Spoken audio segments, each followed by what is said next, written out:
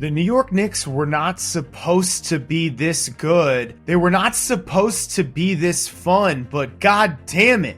If you put a gun to my head right now and you were like, Josh, what team do you want to watch for the rest of this season? I'm picking the Knicks, and I'm a lifelong Nets fan. Don't tell my mom.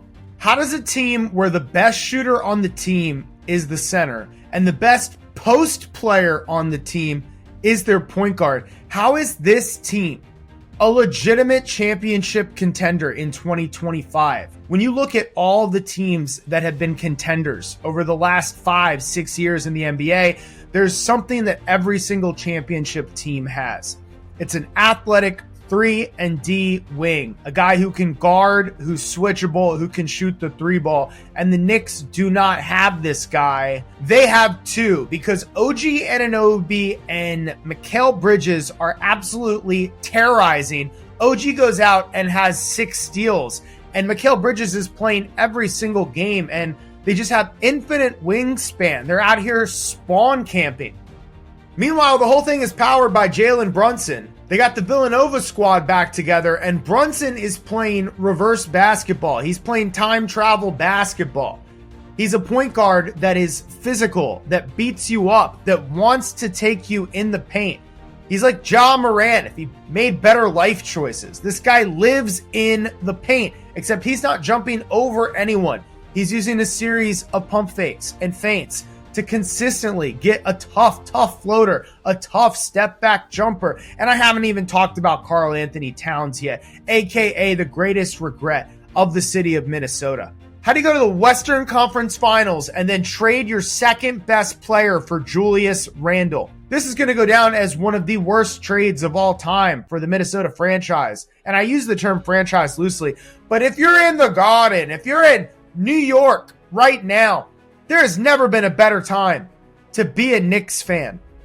This Knicks team is not just good, they are fun. And it feels like everything is coming together in the right way. Everyone knows who Tom Thibodeau is. He's that guy. He's the definition of a tryhard. Tom Thibodeau is like playing your little brother in 2K. And you turn the fatigue and the injury sliders off. And you just pick your favorite 5 players and you just spam the same plays over and over again.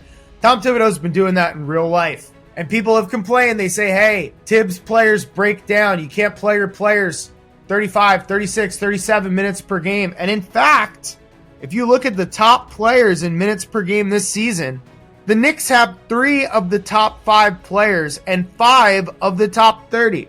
Tibbs plays his guys so much that there's teams that don't even have a top 30 player because of how many slots Tibbs players got. That's like a weird logic problem from school, and I did not sign up for it.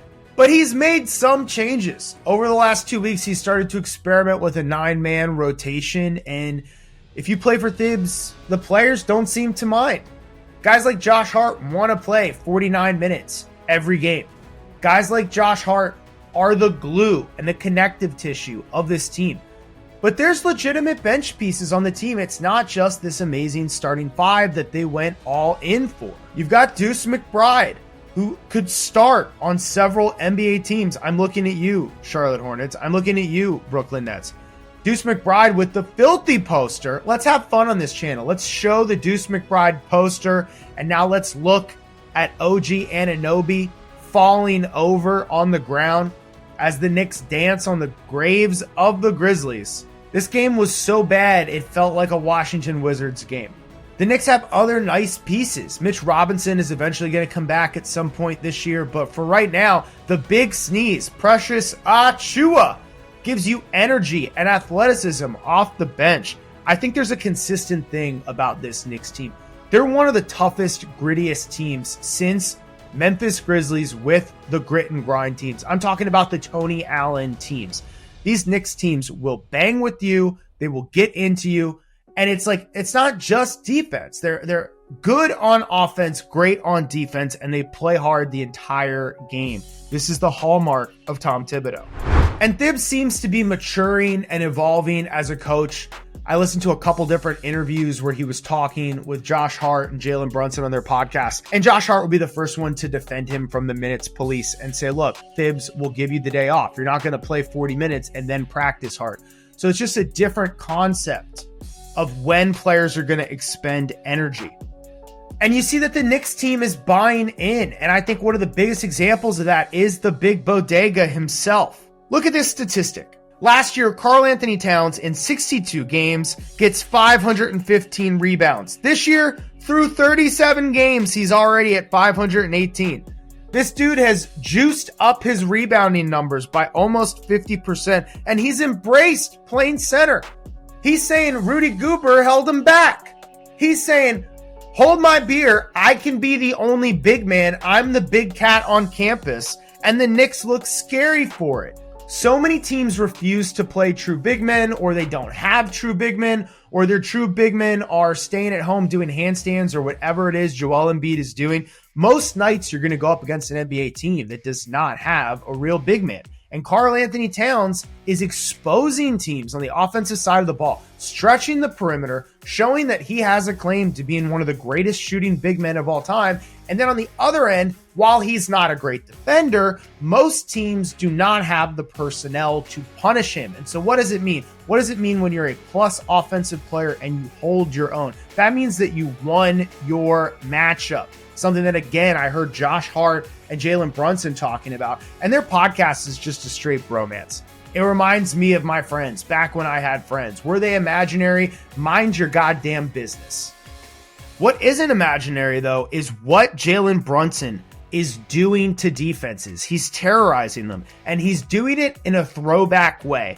This is a 6'2" guard that puts up a 50-piece. And he scores 28 points in the paint. This guy shot 75% from 2. He only hits 3 threes and drops 50. How many guys can do that in the NBA? Giannis? I'll wait. Maybe Ja Morant. If you got another name, jump in the comments section. This Knicks team is a revelation, and Knicks fans deserve it. Knicks fans are some of the best NBA fans in the league, just like James Dolan is the worst owner in sports. Can I get an F Dolan in the comments section? The Knicks finally have it all clicking at the same time. You've got a great coach. You've got a great team. You've got an exciting brand of basketball. You got guys that genuinely get along. The vibes are immaculate. Is there a team right now in the NBA that is more fun to watch than the New York Knicks? I think this team is already a contender. They're up in the top 4 or 5 teams that I could see going all the way. And if every team this postseason turns off the injury sliders and this Knicks team gets to go into the playoffs with Tom Thibodeau's top 5, watch out, NBA, because you might be seeing another banner go up in Madison Square Garden. Trash Talk out.